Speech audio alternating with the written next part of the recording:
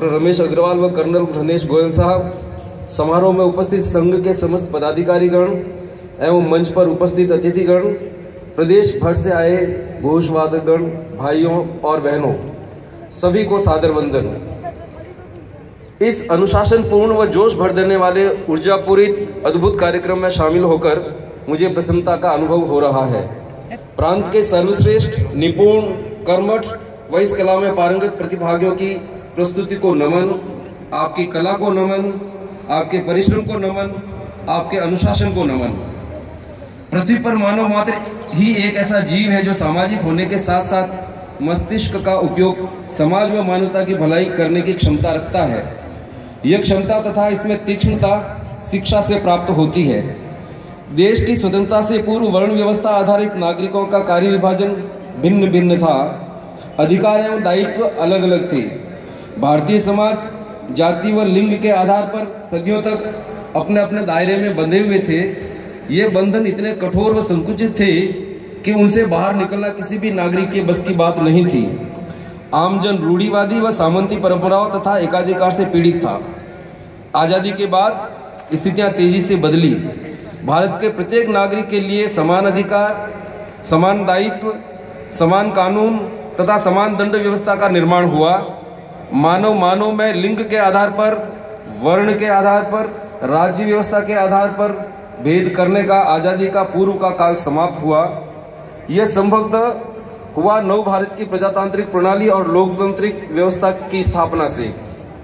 भारत के महान सपूत, ज्ञान के प्रतीक, महामानव बोधिसत्व भारत रत्न बाबा साहेब डॉक्टर भीमराव अंबेडकर को सर्वमान्य तरीके से संविधान रचना की जिम्मेदारी दी गई, जो राजे रजवाड़ों, धनाढ्यों, बड़े उद्योगपतियों, किसी धर्म विशेष, क्षेत्रवाद, रूढ़िवादियों का प्रतिनिधित्व नहीं करते थे, बल्कि देश के आम आदमी का प्रतिनिधित्व करते थे, जो समान अधिकारों, समान दायित्व, गरिमामय व स्वतंत्र जीवन जीने का अधिकार व देश के प्रत्येक नर नारी, मजदूर, किसान, वंचित, आदिवासी, पिछड़े व्यक्तियों की पीड़ा को समझने वाले व उनके लिए संविधान में उचित व्यवस्था करने की क्षमता प्राप्त राजऋषि के गुणों से परिपूर्ण थे। बाबा साहेब ने इस गुरुतर दायित्व का निर्वहन पूरी निष्ठा, निष्पक्षता, परिश्रम व बौद्धिकता के साथ किया एवं भारत का यह संविधान 2 वर्ष 11 माह 18 दिन में रचकर एक अद्भुत, पवित्र, अनूठा राज ग्रंथ देश को उपहार में दिया। जहाँ सदियों तक पढ़ना पढ़ाना, लिखना लिखाना एक वर्ग तक सीमित था, उस शिक्षा के अधिकार को प्रत्येक नागरिक का अधिकार बनाया।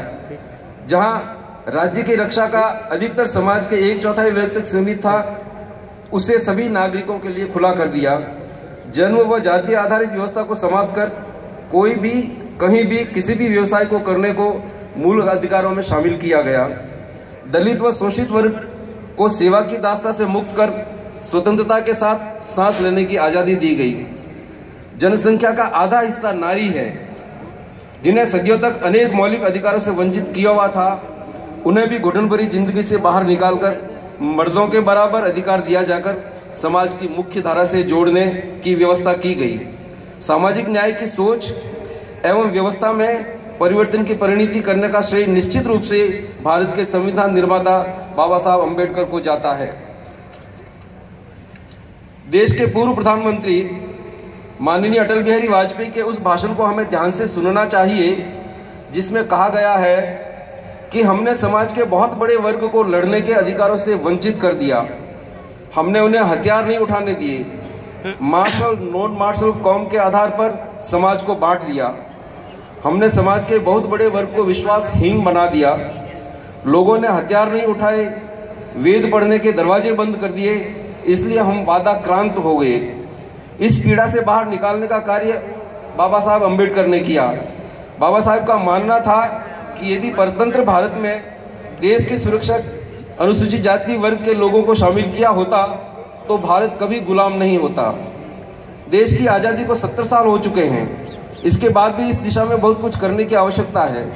देश के समग्र विकास एवं खुशहाली के लिए प्रत्येक देशवासी को धर्म, जाति, लिंग, रंग, क्षेत्रवाद, व्यवसाय में भेद किए बिना साथ लेकर चलना होगा, तभी हम आगे बढ़ सकेंगे। सदियों से प्रताड़ित और उपेक्षित वर्ग, जिसमें विशेष रूप से दलित, आदिवासी, पिछड़ा वर्ग और नारी शक्ति को रेखांकित करना चाहता हूं, उनको आगे बढ़ाने के विशेष प्रावधानों को कानूनी संरक्षण आवश्यक है।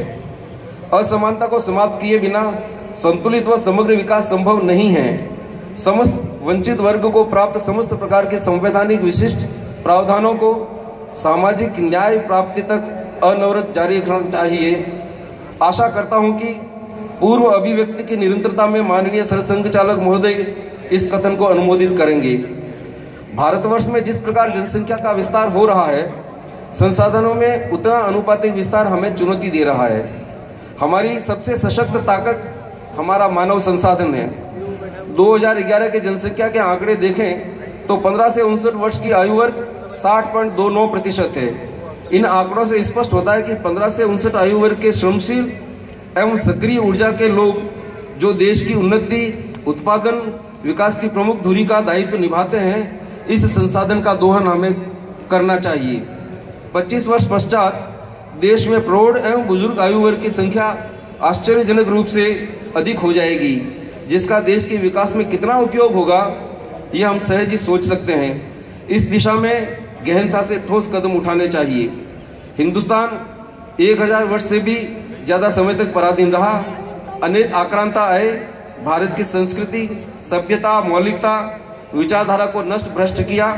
सामंतवाद व अंग्रेजी शासन ने जिस प्रकार आमजनों का शोषण किया तथा उनके मौलिक अधिकारों व स्वतंत्रता पर प्रहार किए, इन परिस्थितियों में देशवासियों के मन में शासन, सत्ता तथा व्यवस्था के विरुद्ध अविश्वास व विरोध का भाव उत्पन्न होता रहा।